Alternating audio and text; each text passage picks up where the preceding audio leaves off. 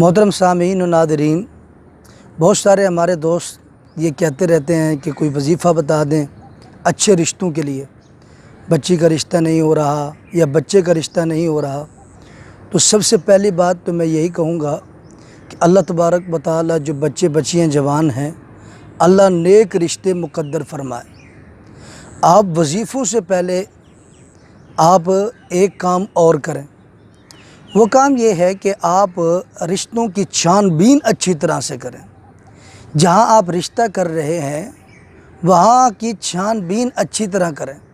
یہ چیزیں جو ضروری ہوتی ہیں ان کی طرف تو ہم توجہ نہیں کرتے، اور جو چیزیں غیر ضروری ہوتی ہیں ان کی طرف ہماری توجہ بھی ہوتی ہے اور ہمارا دھیان بھی ہوتا ہے۔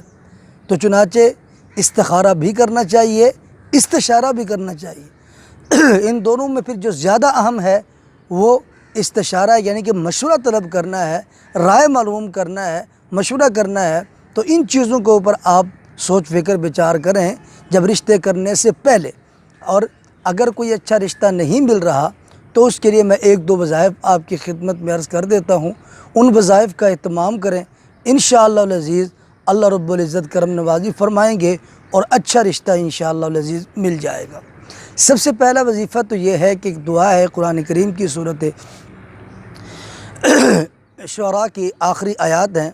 اللہ پاک فرماتے ہیں کہ جب مجھ سے دعا مانگو تو یوں دعا مانگو کہ ربنا ہب لنا من ازواجنا و ذریاتنا قرۃ اعین وجعلنا للمتقین اماما، کہ اللہ ہمیں ہماری بیویوں سے آنکھوں کی ٹھنڈک نصیب فرما۔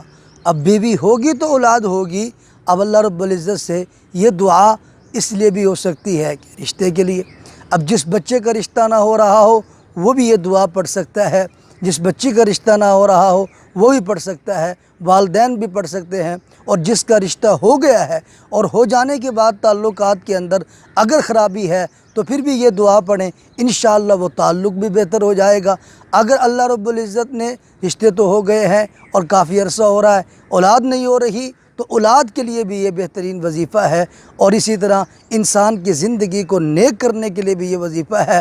تو اس وظیفے کا اہتمام کریں، ہر نماز کے بعد اس کو پڑھیں، اٹھتے بیٹھتے اس چیز کا اہتمام کریں، اور یہ دعا اللہ رب العزت سے مانگتے رہیں۔ انشاءاللہ العزیز اللہ رب العزت اچھے رشتے نصیب فرمائیں گے۔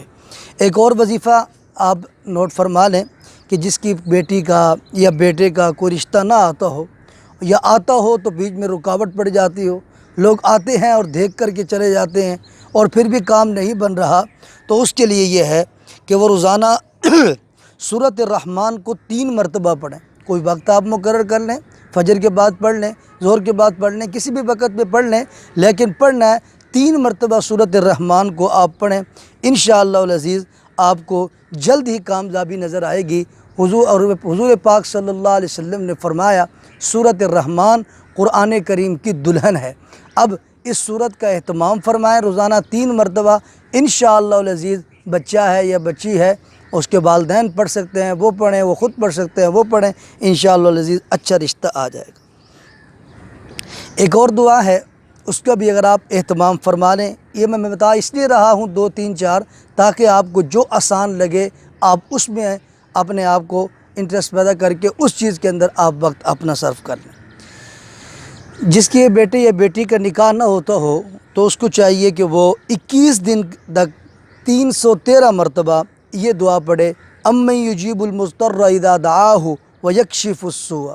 پھر سن لیں کہ 21